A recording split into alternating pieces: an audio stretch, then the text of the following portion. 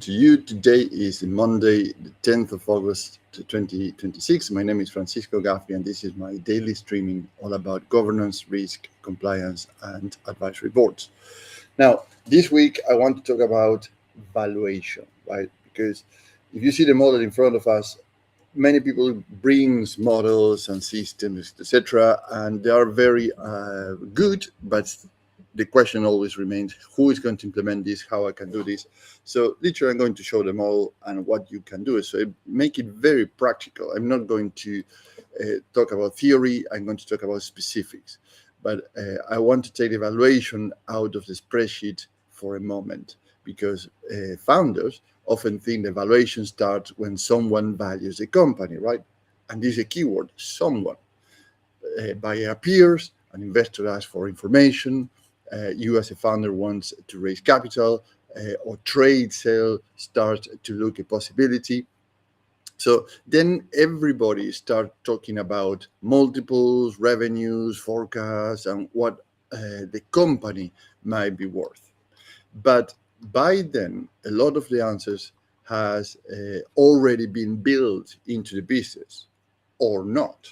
And this is a danger or the risk. So if we look at the advisory board operating system that we have in front of us, we have four distinct milestones. On the top, we have the scaling, on the right, predictability, at the bottom, we have the systems, and on the left, the edge, which is your innovation, your transformation. So this week in particular, I want to see the advisory board operating system as a valuation readiness map. And I'm going to go very practical, as I mentioned, and very hands-on with very clear business outcomes you can implement with your team anytime. So watch out, save this series, rewatch in YouTube. I'm going to put a link on the playlist in YouTube, because this week I'm going to do from today, Monday, until Friday, day by day, explaining what to do and where, and the set of questions that you have to prepare even before thinking about these things. Because here's the thinking. If you look at the model, scale also asks where another owner could grow the company. It's not you, it's somebody else. And this is a preparation that you have to prepare to put your company through. So if somebody else can grow your company even bigger than you, and on the right-hand side, in predictability, you ask whether they could trust what happened next, right? So it's not you anymore, it's somebody else, and they can trust. If this person can trust, they can bring the company to the levels that they think that they could. And at the bottom, in the systems, you ask whether there's an understanding and a full control and risk deployment of all the activities that you do, like intellectual property, workflows, operation procedures, etc. And that is what gives transferability to your business.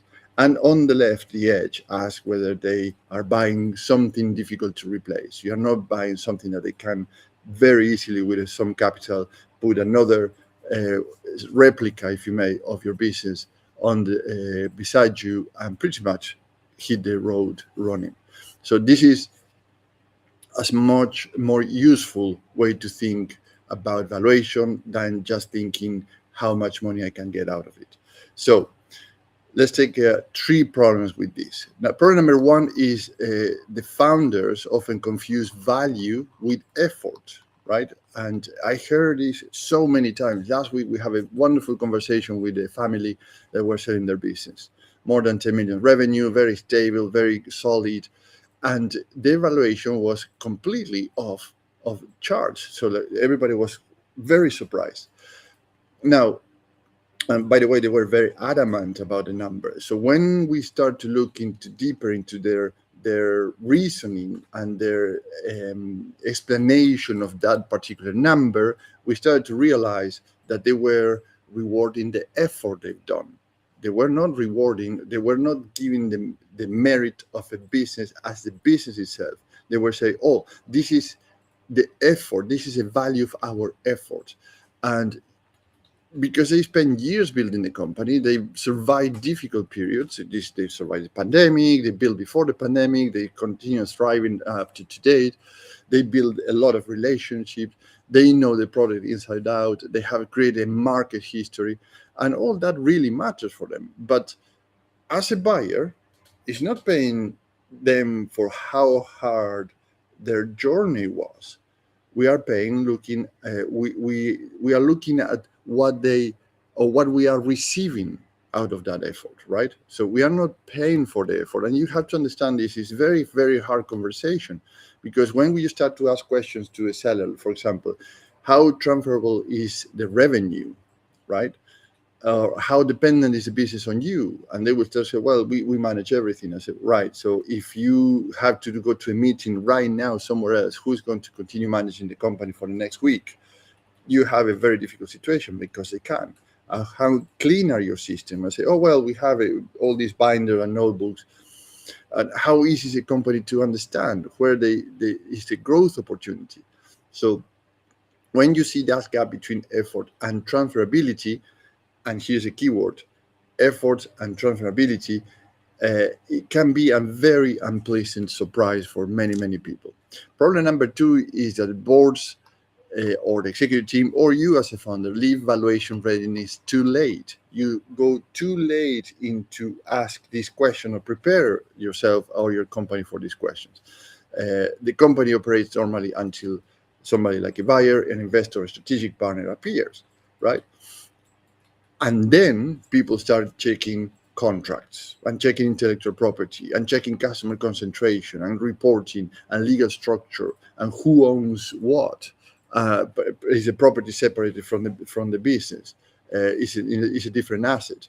Whether the key relationships survive a founder exit, we have also last week a very serious conversation with companies. 70% of their business was relying on one single customer. 70%. This is a more than $10 million business.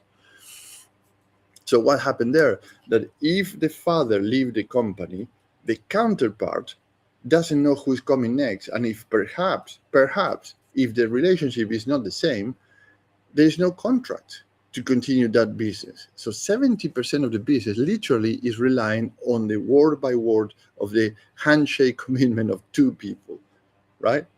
So, and suddenly 6 years of small gaps like this, or more years than that, are sitting inside one due diligence process. So all these check-ins are done, they start to come to the surface, all these challenges. And this is where the cheap fix, put it that way, we know each other, it's a gentleman's agreement, become an expensive under pressure of the due diligence, because they say, well, unfortunately, we had to walk away because we cannot rely on a handshake agreement because the other party doesn't want to sign any agreement or any continuity if you're not there, because they don't know the other counterparties, etc. Now, problem number three is that evaluation gets treated as a finance problem, right? And here's the problem. Finance really matters, but evaluation also sits inside sales, the people, the partnership, the system, the intellectual property, the risks, the brand, and strategies. So a beautiful forecast does not remove the founder dependencies, as we mentioned earlier. So a great margin does not fix unclear ownership, or a growing pipeline doesn't repair a weak controls inside a company. And a powerful story does not make the business transferable. And here, that word again, transferability, transferable. Here is the transferability word again. Transferability. So whatever you do today, can somebody else take it over and continue doing it tomorrow, or perhaps growing it better? Now, in other words, imagine you are preparing your house for sale, right? So let me illustrate this. If you are preparing your house for sale, probably this is a better image, and you can relate to this better.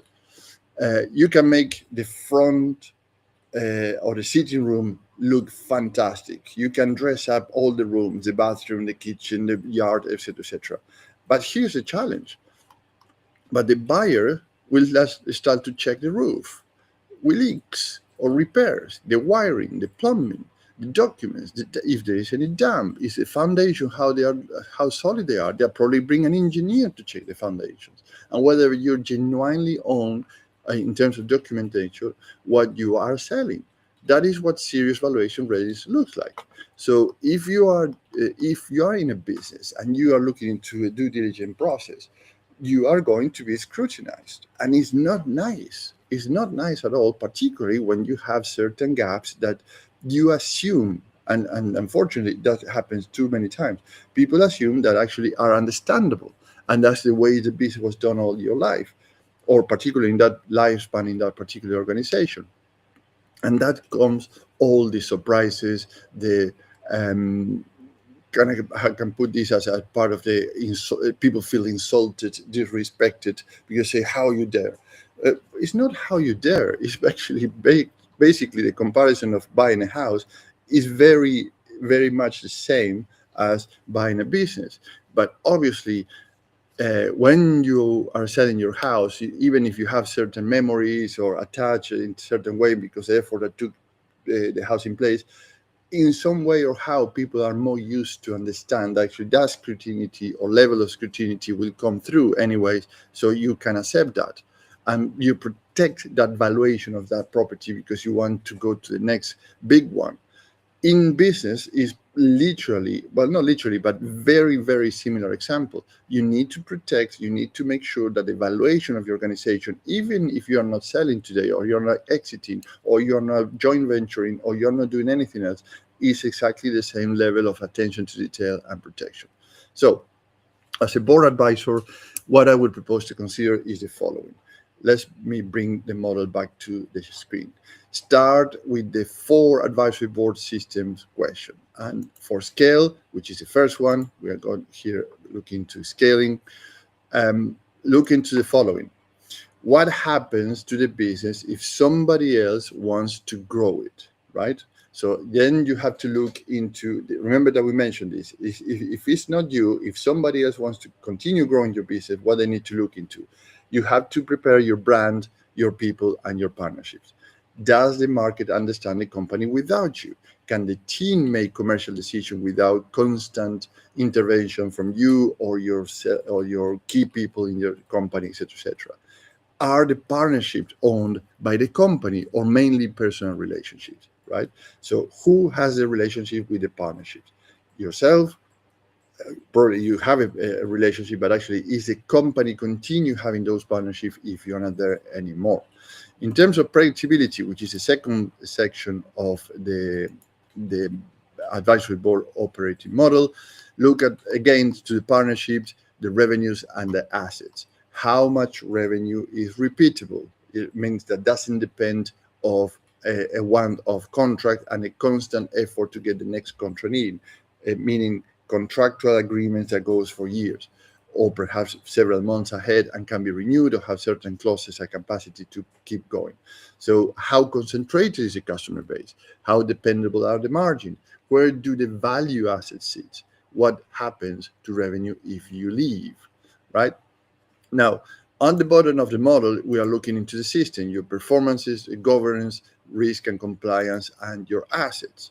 So this is, for example, can someone understand the company without interviewing 6 people, right? Are risks visible? There is measurements for those risks. Are responsible clear? Who are responsible for these risks? Are controls working? Can performance be measured without manually rebuilding the truth, if you may, every month, or changing the story as things are getting more difficult or need to be changed? And in terms of your transformation, your innovation, what is the performance of the company? The performance is not a KPI of an individual. Is the company doing what it's supposed to do and delivering what it's supposed to do at a time that is committed to do it? So what are the strategies? And again, what is the branding? Why should somebody buy this company rather than another company? What is hard to reproduce? That why is so attractive to buy your company, not another company? What keeps customers choosing you? What creates a better performance? Meaning actually what creates that actually you are more solid in the delivery of what you are committing to deliver, and how much of that advantage belongs to the company rather than you as a founder or some key people inside your organization. And this is pretty much the valuation readiness system. And this is where an advisory board becomes very useful because founders are inside the story, but the executive team inside the operating model. They are doing the job every single day. But a good independent advisory board gives you people who can stand outside the company and ask questions closer to the ones a buyer, an investor will eventually ask. So it's like a test, it's a stress test in your organization. It sounds like a company has value, they may ask, but too much of that value still depends on the personal knowledge, right? So where's the documentation, operation procedures, and backup system and the evidence of that? Or they may ask, like, a growth story is very attractive, excellent job, but transferability is less clear. Again, transferability, this keyword.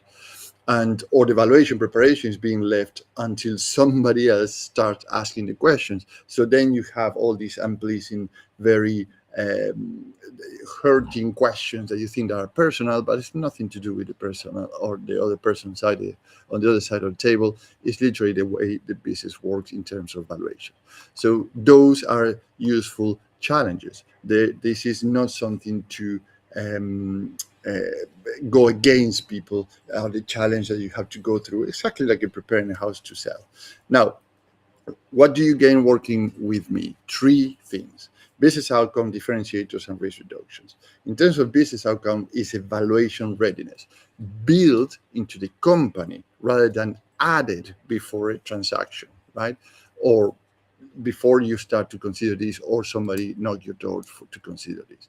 In terms of differentiators, a rotating international advisory board built around whichever advisory board operating system milestone is holding value back. And we went through all these one by one already. So you can get specialist capability faster than hiring one executive, a lower overhead than a big consulting firm, and no talent lock team, because we have the option to swap the members every 6 months as the work changes or the challenge changes. And in terms of risk reduction is delayed discovery. You don't want to find all these things that I went through too late. You start finding your dependencies. It doesn't necessarily be you as a founder dependency. It might be other dependencies in your business, your revenue weaknesses, your ownership questions, and control gaps before an investor or a buyer price those weaknesses for you. And when I say a buyer price those weaknesses, what I mean is that they start to get discounts because they say, oh, we have to replace this, we have to do this, we have to build this, we are not clear on this. So all these start to put your price down, your valuation down. It's like you're going to sell your house and say, well, it's damp here, we have to repair that, we cannot pay the price you're asking for because we have to do repair and we don't know what issues are behind that damp or foundations or leaks, etc., etc. I think you get the picture. So one action you can take home today, and it's very doable in less than 15 minutes or less. I have a full operating model there. Here's the template that you can use for your business today. You are going to draw on 4 boxes: scale, predictability, system, and edge. And under each box, write one thing that a buyer will question today. And I gave you the full set of questions. So put the ones that hurts most. And why that? Because you're not solving anything yet, but you're finding the gaps first, right? So this is a process that actually will take some time. It's not something that is done in 2 seconds. And when you find these gaps, that's the one page becomes your valuation readiness starting point. That's why it doesn't need to be perfect. It's just a gap. You find anything, and then you start working from there. Now, let's pause it here for today and reconvene tomorrow, because tomorrow we go into scale, right? We are going to deep dive into the commercial acceleration and how to prepare for evaluation for scaling. And we will look at why 2 businesses with similar revenue can feel completely different to a buyer when one can grow without the founder or the owners or the executive team and the other cannot, right? So if you're running a business, or you're a business owner with 50 or more employees and more than 10 millions of revenue, and you want to build valuation readiness before a capital raise, a trade sale, acquisition processes, or strategic transactions happen to you, let's have a chat so I can understand where you're coming from, where you are, and where you like to go, so I can explain how the International Advisory Board model works and where your first milestone sits. Have a great day.